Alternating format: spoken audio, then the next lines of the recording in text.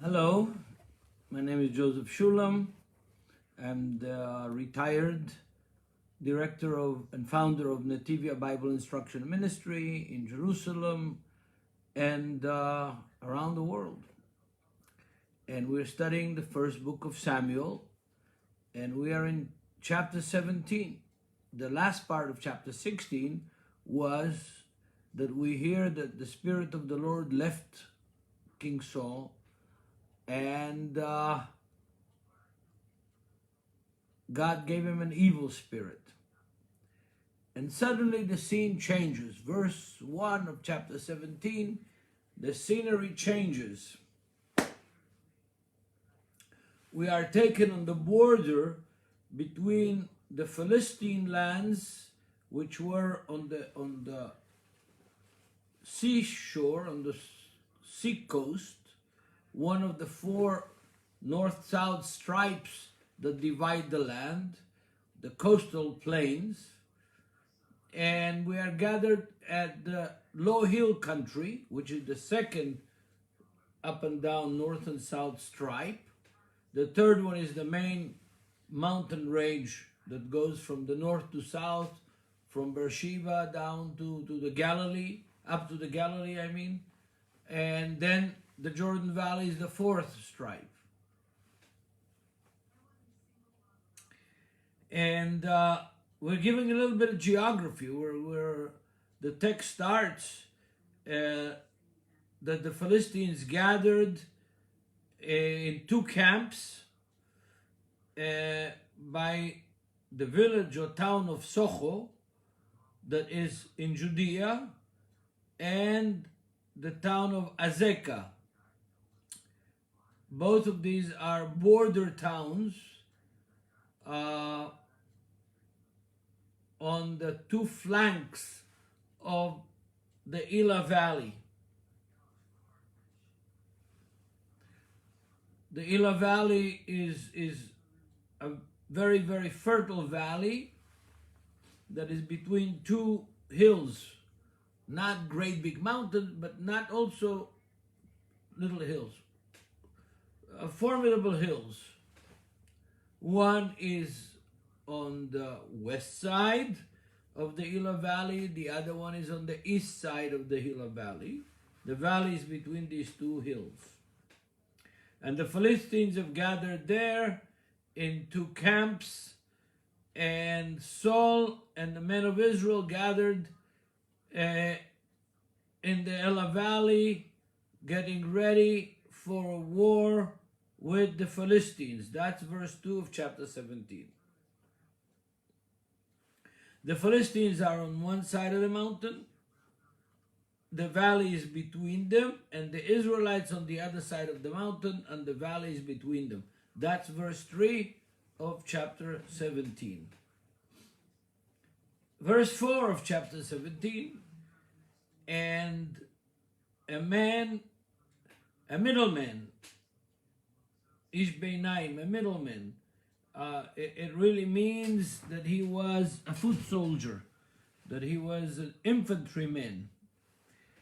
And he's challenging, coming out of the Philistine camp. His name is Goliath, and he's a very tall man, 6 cubits, and a span. This is a span. So he's 6 cubits and a span. The estimated size of Goliath by scientists that know the measurements is over 6 feet tall.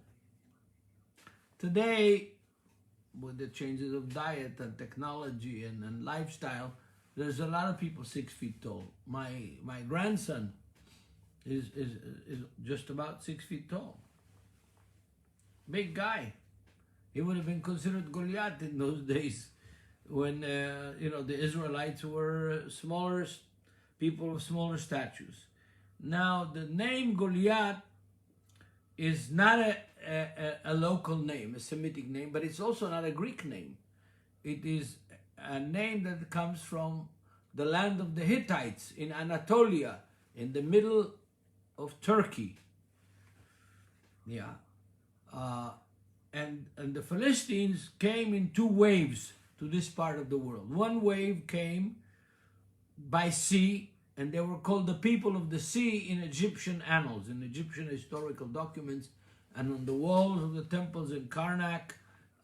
There's and also in the Cairo Museum you can see the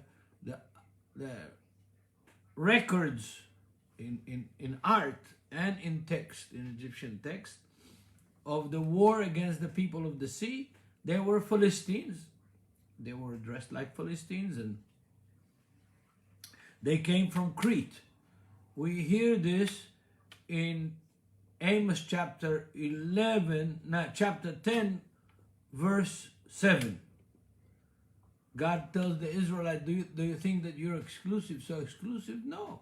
I brought you out of Egypt, and I brought the Philistines from Crete. But that was one wave. There was another wave that came overland from Greece, crossed the Bosphorus, but they were all of Turkey, what is today Turkey. It was Greek also at that time, Asia Minor. They spoke Greek, they worshipped the Greek gods, they had the Greek culture, and there was the kingdom of Lydia. Very famous mythological stories, and in the Iliad they're mentioned the Lydians. And these Philistines that came overland came through Anatolia, through the ancient Hittite lands, and they brought some of their culture and some of their language. And Goliath apparently was one of those Lydians, one of those middle of Turkey, Anatolian descendants of the Hittites. And big men. And he comes out of the Philistine camp, walks down the valley, and challenges the Israelites. You know, in the medieval time, there was the jousting, where two champions of two opposing camps would fight with each other, and if instead of hundreds of people dying, thousands of people dying, and it would, if one side, the jouster, or from one side, won the other side, then that means that they won the war. It was an interesting approach to war, different than what it is in modern days. So this Goliath comes out of the Philistine camp, walks down the hill, comes to the middle of the valley, the Elah Valley. There is the Elah Brook there, a little river, still exists. In the winter it flows pretty strongly.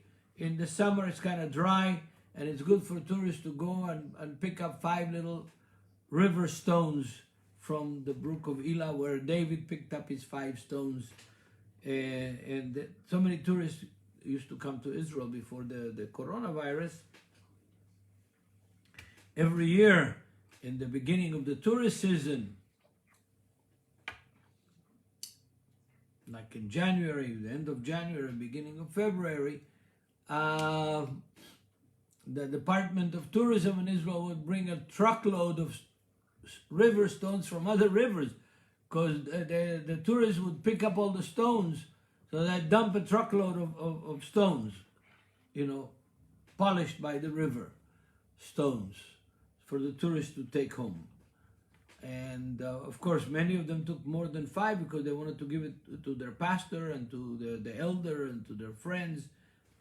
Authentic stone from the river, from the riverbed of the valley of Elah, of the river of Elah. So this Philistine comes and he challenges the Israelites, and wants one of the Israelites to come down and contend with him. Now, the text here spends a lot of text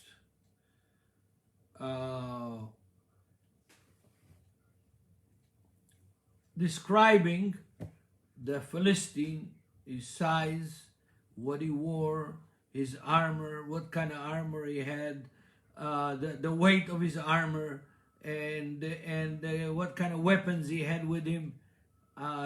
This is not an accident, folks. It's not an accident that the Holy Spirit sees fit to describe how well armed and how big the guy was and how strong he was and how challenging he was, because they have to build up the enemy in order to show little David, the little shepherd boy that was the musician playing for King Saul, calming the anger of King Saul, the anxiety of King Saul. So they have to show that the enemy was big, strong, well armed, a man of war, trained well, and he's challenging the people of Israel, but even the God of Israel. The size of his javelin, the size of his sword, the weight of his armor.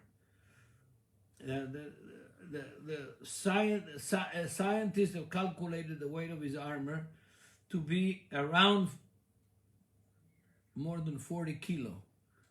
It's pretty heavy armor. Made from, it says kaskasim in Hebrew, like fish scales, made from scales. If you visit Jerusalem, you go to the Israel Museum, you can see Philistine, authentic, found by archaeologists in Philistine sites, digs, such armors. They're made from fairly thin metal, like scales, like fish scales, but about this size each, maybe about like, the width of 3 fingers, halfway, like this. And they're tied together with string to where they make an armor, where you can move, but it's heavy. So that kind of man of war was facing the Israelites. Now the Israelites were not so brave. They had, first of all, their weapons were from bronze, and the weapons of the Philistines were from iron. And we already studied that in previous lessons from earlier chapters, that there was no ironsmith in Israel. They had to go to the Philistine lands to sharpen their plows, to buy weapons. So this man was well armed. And in verse, he had a helmet. Now it's interesting. The words that are used in this text are very interesting. Why? Because we use some of the words today. For example, the word hat in English and the word hat in Hebrew. The word hat in Hebrew is kova, and the word hat in English is hat. But both of the, if you put kova and hat together, it makes the Hittite name for hat. Kupahis. A cap.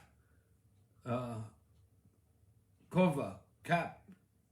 The grammar fits. I don't want to get into a grammar lesson now, but he had this big helmet, and the word that is used today in Hebrew and in Latin languages is based on this kova, on this kapis that Goliath was wearing. And he's standing there, coming every day, and facing the Israelite camp, and challenging them and in the name of their God, making fun of their God. This is nothing new, by the way. People who had many gods, very strong God, Zeus, who raped Europa and got praised for it. Poseidon, the god of the sea, that raged the storms of the sea. And Artemis and Sophia, the goddess of wisdom. Athena, the goddess of wisdom and war. Powerful gods with big temples, with big statues. The Philistines too. The God of Israel. Paul describes him for the Athenians as the unknown God. The God that you can't really get to know very well. He's spirit, and those that worship him, worshiping in spirit and truth.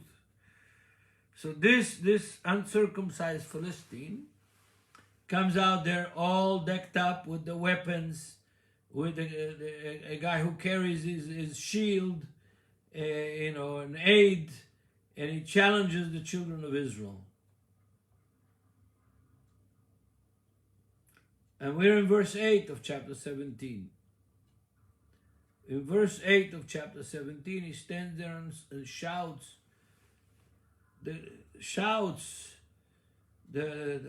toward the God of the forces of Israel, of the army of Israel. Why don't you come and do war with me? I am a Philistine, and you are servants of Saul. Choose a man, and he came down and fight with me. Notice, he said, I am a Philistine, and you are slaves to Saul. Sophisticated political criticism, putting them down. And if anyone can fight with me and beat me, we will be your slaves. But if I can win and beat him, you, the Hebrews, will be our slaves. And the Philistine keeps taunting them. In verse 10 it says, I am challenging, I am belittling, I am demeaning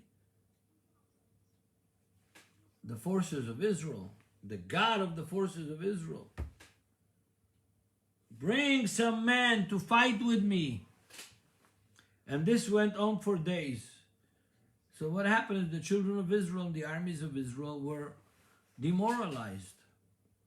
And King Saul, who had a bad spirit and days, and they brought to King Saul, and he heard what the Philistine says, and they were scared. You see this picture, the armies of Israel are camped there, and the Philistine is challenging them, and they don't know what to do with themselves. There is nobody that has the vision, the courage, the desire to go and fight this great big Philistine built like a 4-door refrigerator.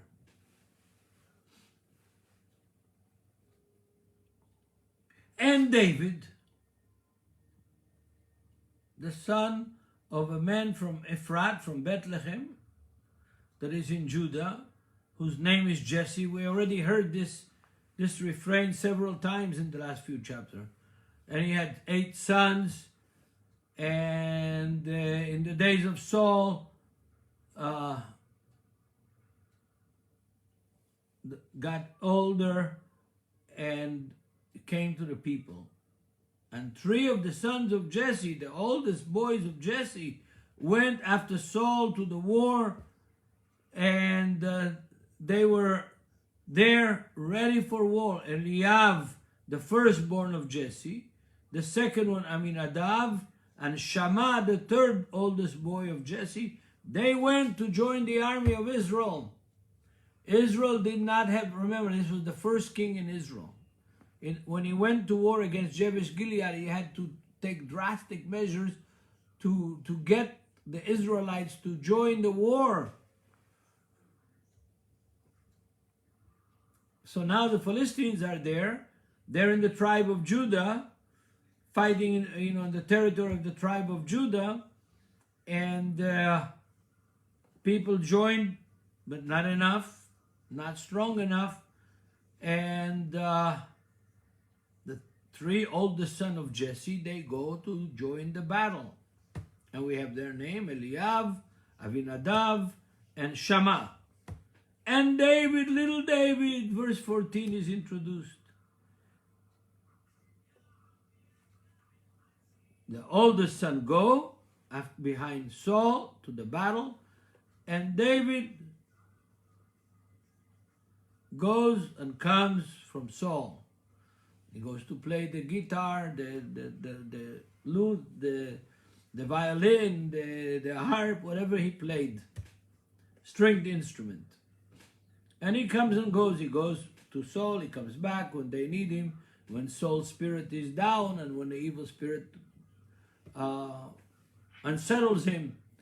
They call David, he goes there, he goes in and out of the palace of Saul. That's what David is doing all this time, that this army is gathering in Soho.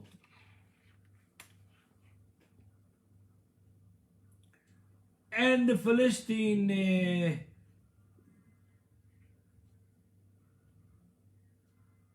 morning and evening,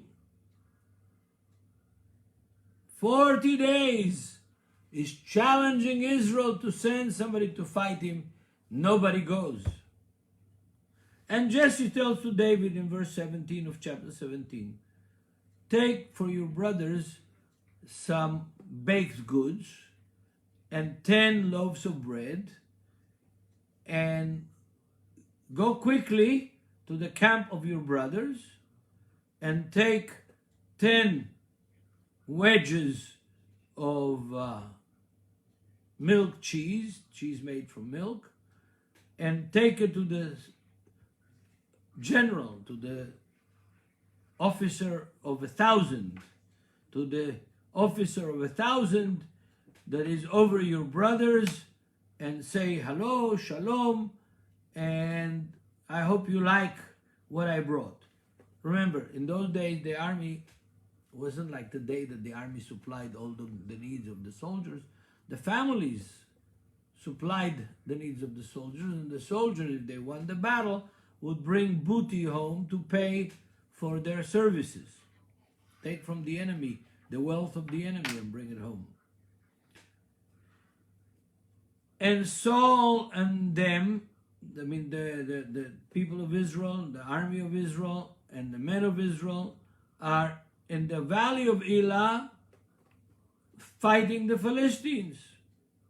David gets up in the morning, leaves the flock, the sheep that he's shepherding behind with a guard, and he goes, as his father Jesse commands him, gets a cart, and he goes to the battlefield.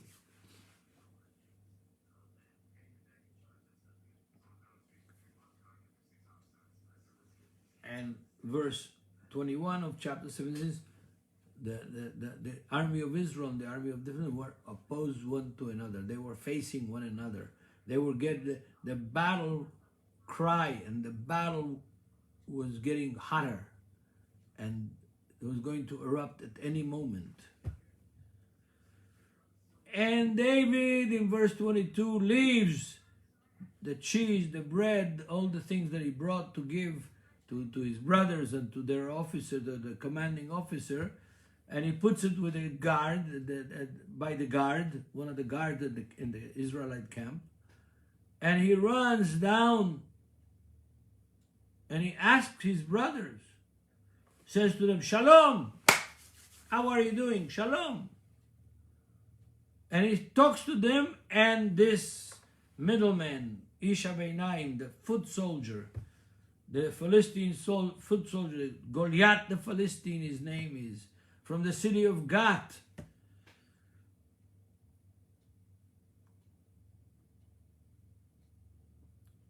from the armies of the Philistines.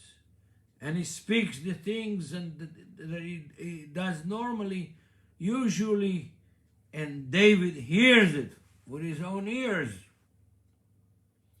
And all the soldiers of Israel, when they see this Philistine, run away and fear greatly from this Philistine.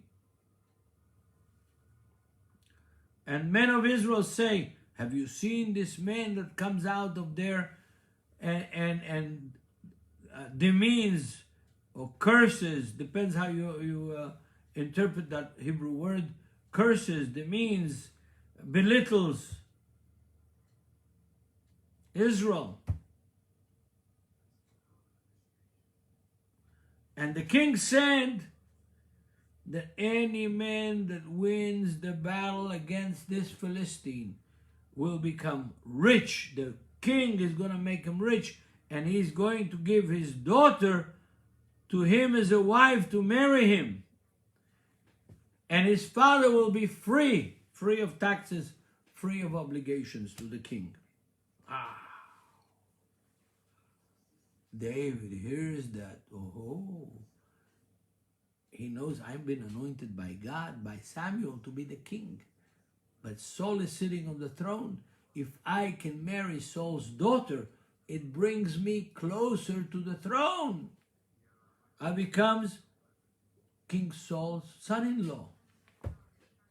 I will live in the palace with his daughter, with King Saul.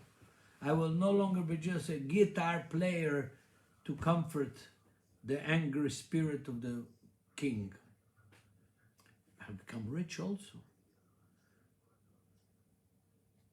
And it'll be good for my father and my father's house.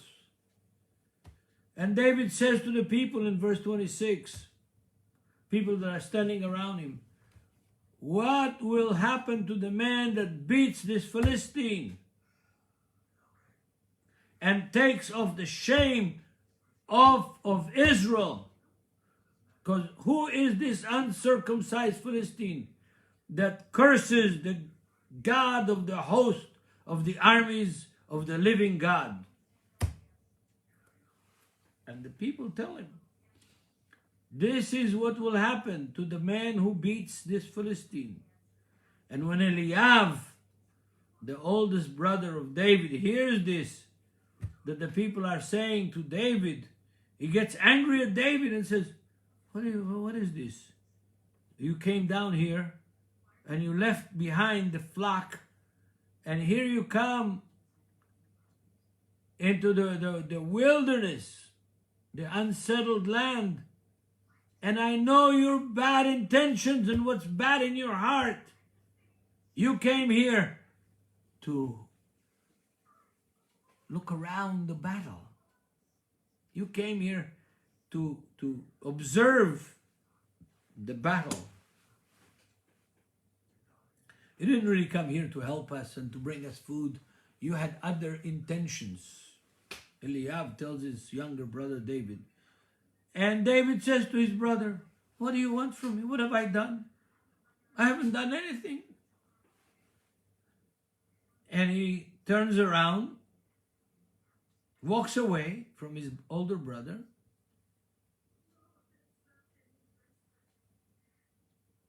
and he says, I know what the people are saying. What the first thing that I heard, that is the most important thing that I heard. And that is that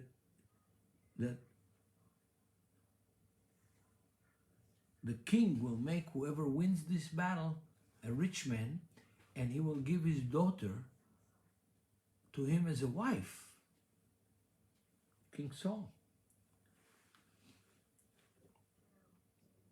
And David, was not shy. He speaks loudly and clearly to the people there, to the soldiers, and the news comes to King Saul. Verse 32 of chapter 17.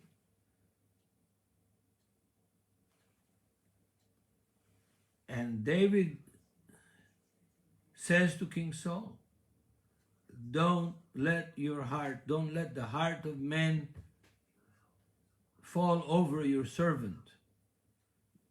no, don't let the heart of man fall.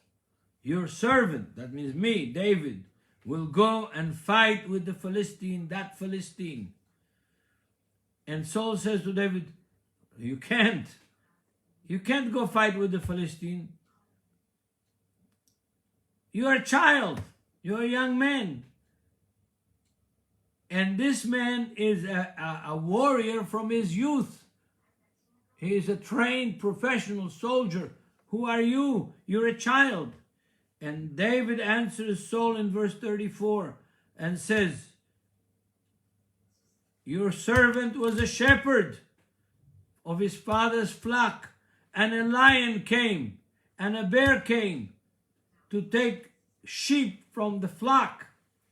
And I went after him and I killed him, and I took from his mouth, the mouth of the lion, the sheep that he was trying to devour. And he got up on me, and I held him by the beard of the lion, and I hit him and killed him. The lion and the bear your servant has killed. And this uncircumcised Philistine is like one of those lions or bears that I have killed. He is the one who has cursed, who has defiled, who has demeaned the name of the God of Israel, the living God.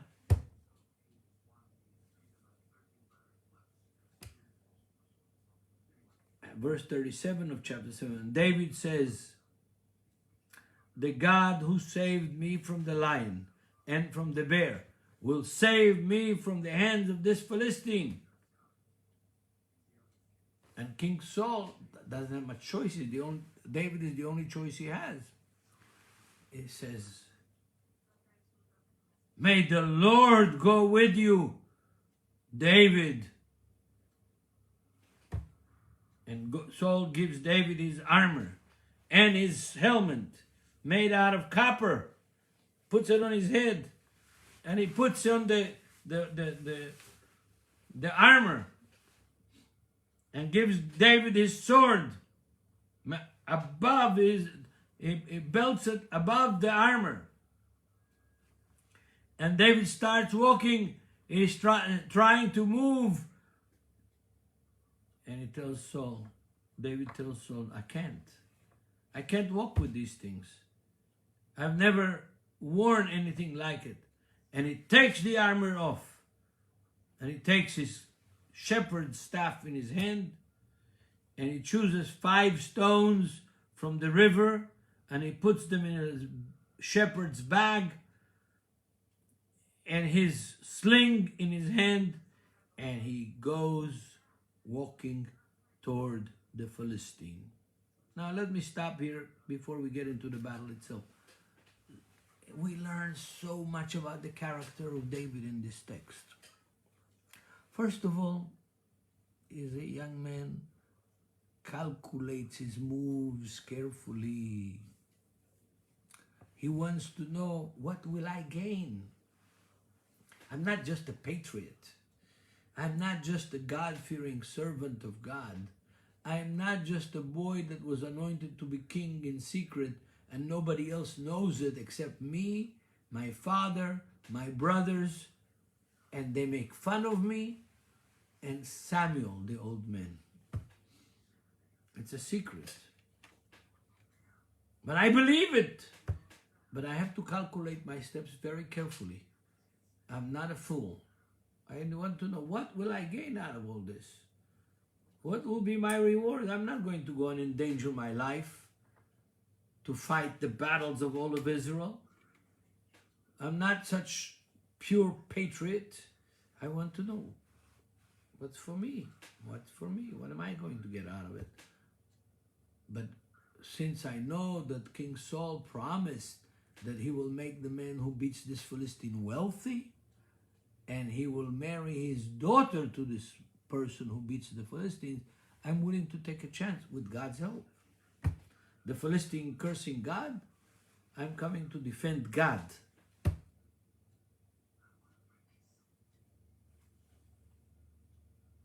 So David starts walking down from the hill toward the Philistine.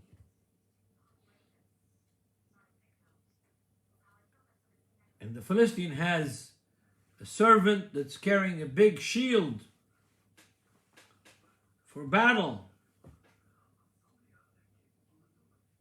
And Philistine looks around and sees David, and he says, hey boy, you red-headed, good-looking boy, you coming to fight me?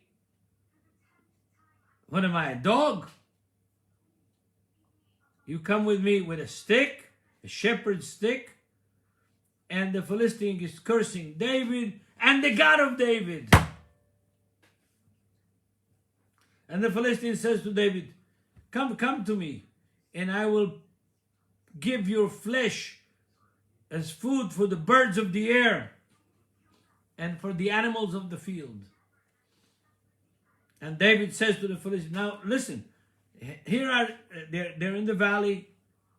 The Israelites hear on what is going on in the valley, because the valley amplifies the sound. And the Philistines on the other side of the hill, on the other side of the valley, also hear. This conversation is now, amplified by the geography. And David says to the Philistine in verse 45, you come to me with a sword and with a javelin, and I come to you with the name of the God of hosts, the God of the hordes, forces of Israel, which you have been cursing. You come with me with metal weapons, powerful weapons. I come to you with the name of the God of Israel that you've been cursing. The God that you've been cursing, in his name, I'm coming to you.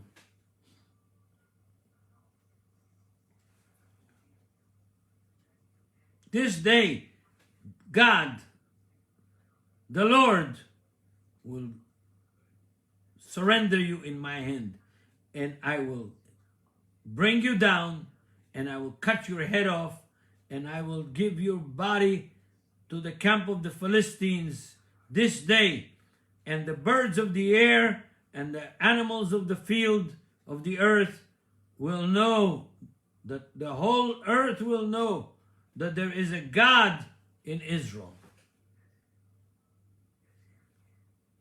And all this crowd will know that I didn't come with you, against you with a sword or with a javelin. God will save me. God will be our Savior. For the God, Jehovah, the Tetragrammaton, the Lord, is a Lord of war, and he will deliver you into our hands. The Philistine gets up and starts walking toward David. And he gets close to David. And David, in a hurry, runs toward the Philistines. You can see the big Philistine running toward David with a javelin in his hand, with a sword on his side, a scimitar, not just a sword. The word that is used there in the Hebrew text is a scimitar, a curved sword, sharpened on the inside, on the outside of the moon-shaped sword. They're running toward each other in the middle of the valley. What a drama! What a scene! And David puts his hand inside his bag, pulls out a stone and a slingshot, and turns the slingshot and hits the Philistine in the only place that he is vulnerable, on his forehead, that is not armored. He's got to be able to see. He's got to have some space between the helmet and his eyes. Right here, boom, hits him with a stone, and the Philistine falls down to the ground. And David runs toward the Philistine,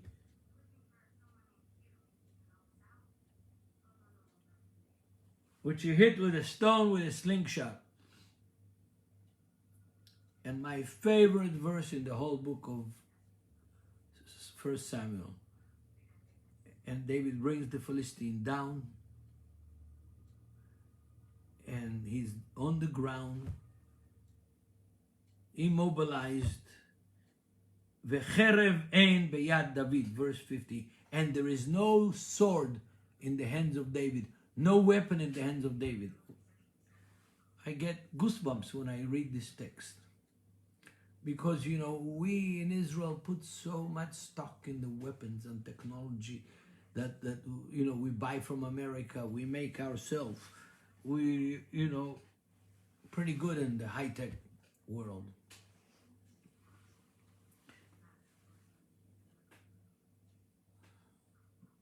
David has no sword in his hand. The Philistine is armed from head to toe with the latest armors, with the latest weapons. A man of war from his youth, trained. And there is little David, shepherd boy, that with a slingshot and one stone brings the Philistine down, and he has no sword in his hand. And David runs, and he stands with one foot on the Philistine. And he takes the Philistine's sword, the scimitar, out of his, what do you call it? The thing that holds the sword. I forgot the English word. Out of his shaft or whatever it is. And he takes the sword, and with one strike, he beheads that Philistine.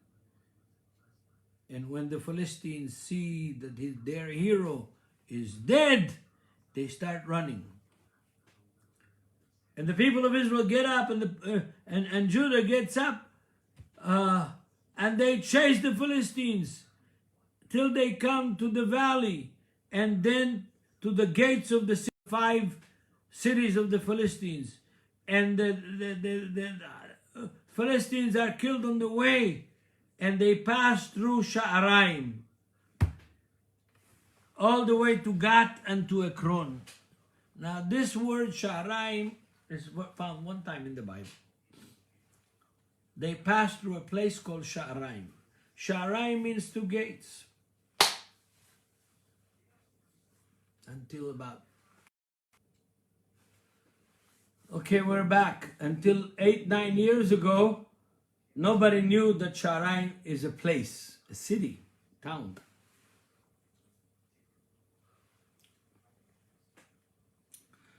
Scientists, scholars, archaeologists, all either said that they don't know what he's talking about, they didn't understand it, and that there's no such a place, because every ancient city in Israel has only one gate.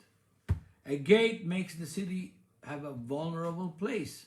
It's a weak place that the enemy can come with a battering ram and boom, break the gate. And we've seen it not far from the Valley of Elah in Lachish, the big city of Lachish, that's been excavated from the early 1900s and is being excavated over and over again, and now very big excavation with great finds in the city of Lachish. But the biggest thing about the city of Lachish is that when the Babylonian king, the Assyrian king, conquered Lachish, he built a palace in Assyria, in Babylon, dedicated to his God. And on the walls of the palace of the temple that he built to his God, he described the battle of Lachish. It's called the Lachish tablets. They're huge. They are surrounded the whole wall. They're made from bronze, describing the battle of Lachish. And so we see, you know, how they fought, what they wore, what kind of helmets, what kind of armors, what kind of weapons they had. and how the Israelites fought from the walls of Lachish against the Assyrians. And now here we are. And we have a place mentioned that has two gates, Sha'araim. Sha'ar, singular, Sha'araim, like Oznaim, like Enaim, double. About 9 years ago, one of the archaeologists, Joseph Gurfinkel, a fine man, fine archaeologist, fine scholar. Now he's one of the top archaeologists in Israel. He's sitting on the seat of Igal Yadin, that was one of the first chiefs of staff of Israel, and then a very famous archaeologist that dug in Metzada and in Chatzor and in Qumran, and dealt with the Dead Sea Scrolls. He and his father Sukenik bought the Dead Sea Scrolls from the Arab and from another merchant that bought some of them in New York. And so Sha'araim, Joseph Gurfinkel, it was called Hirbet Kaifa in Arabic. They knew that it was a ruin, and they dig it and they find a city. I mean, if you were in the valley of in Sha'araim, you could see the valley of Elah, you could see the battle. And the city had two gates. Why did it have two gates? Because it was right between on the border of Israel and the Philistines. The Philistines could enter and do business in that city from one side of the city. The Israelites from the other side of the city. They meet in the marketplace if they want to have a cup of coffee together, or tea or whatever, baklava if they want. And a great dig, very important find. And that city existed only about 80 years total. Most of the ancient city has layers and layers. Some have up to 30 layers, 20 layers, 22, 25 layers, like Megiddo, like Chatzor. Different civilizations, hundreds of years, thousands of years, those cities exist. This city existed total of 80 years. Which 80 years? Exactly the 80 years of that period of Goliath and David fighting in the valley of Elah. We have archaeology there. We have walls, houses, temples, shrines, religious implements that were found. We had during the 40th anniversary of Netivyah last November. Joseph Gurfinkel gave one of our keynote lectures for the celebration of the 40th anniversary of Netivyah. One of the best archaeologists in Israel. Fine one. He's one that believes the Bible is true, and that archaeology is very important to proving, and not proving, but substantiating the biblical story. And Sha'araim is one of those places that substantiates the biblical story in an undoubtful way.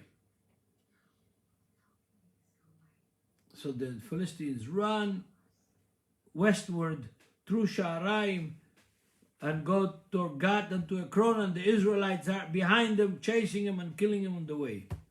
And the children of Israel returned, verse 56, from chasing the Philistines, and they destroy the camp of the Philistines. And David takes the head of the Philistine, of Goliath, and he brings him to Jerusalem and his weapons, and he puts it in the tent. Which tent? The tabernacle. Now it says Jerusalem, but actually it was just outside of Jerusalem on Mount Scopus, the city of Nob, N-O-B. We read later in 2 Samuel about the city of Nob. No, maybe it's still in the 1 Samuel. Still in 1 Samuel. We'll get to it. So he brings the head of the Philistine, the sword of the Philistine, the javelin, and all the armors and the tools of the Philistines, and puts it in the tent of meeting. And when King Saul sees David, he runs toward him. and toward the Philistine, the head of the Philistine that David is carrying. And he says to Abner, his chief of staff, the general of Abner, the son of Ner, the general of Saul's army, "Who is this child? Who is this kid?" And Abner says, May I live so long, may my soul live, king. I don't know who he is. And the king says, "Ask him, whose son are you?" Remember now, David has been the musician that comes to comfort Saul when he feels bad. Saul doesn't recognize him. You could say, why doesn't he recognize him? Well, I'll tell you, he couldn't imagine that sweet little boy playing the guitar or the violin was the one who beat that Philistine that all of Israel was afraid of him. Saul's mind couldn't compute it. He didn't know how to compute it.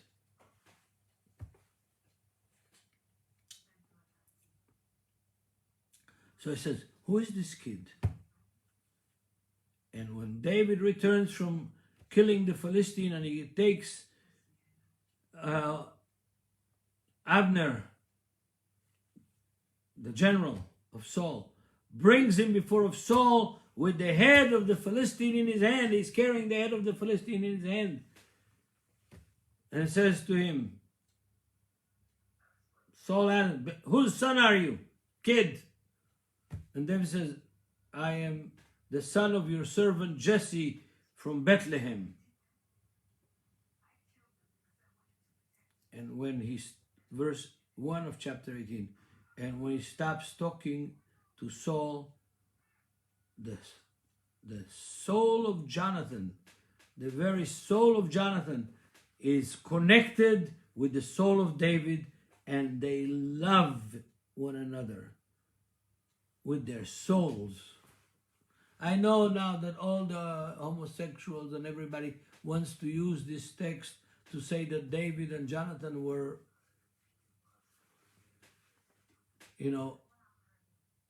gay. They were not. But they loved each other as friends. Jonathan understood that this young man, David, is worth having as a friend.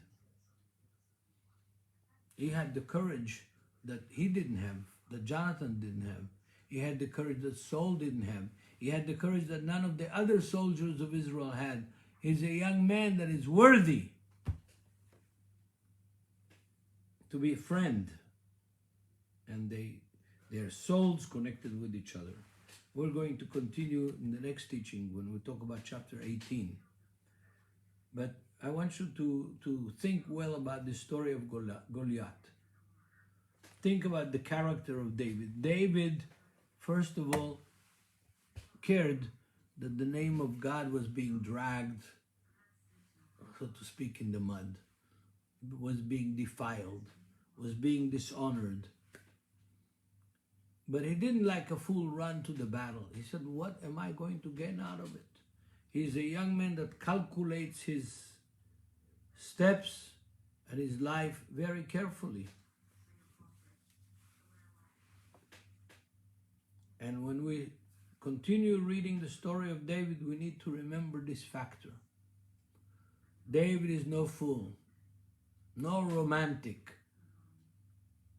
No, he is a man that has a goal, that has faith that whatever Samuel the prophet told him, that he is going to be the king of Israel, is going to be a reality. And therefore I have to work to substantiate, to produce that reality into reality itself. He believed what God promised him through the mouth of Samuel the prophet. And he was willing to lay his life to make it happen actually in reality. For the rest of his life, David is that kind of a guy. He's not just a sweet little shepherd boy. He's a sweet little shepherd boy with a mission from God to be the king of Israel. And he becomes the most famous and most beloved king, the model of the Messiah himself. So we're going to continue studying this thing. There's a lot more. I didn't want to spend too much time on this. I touched the highlights of the story, but fascinating story, and David is a fascinating man. Not a simple man, but a fascinating man, and a true man of God whom God loved. In spite of his sin, David is the only person in the whole Bible that broke 9 out of the 10 commandments.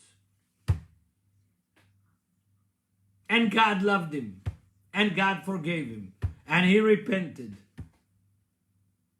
Fantastic. Take that home with you. God bless you.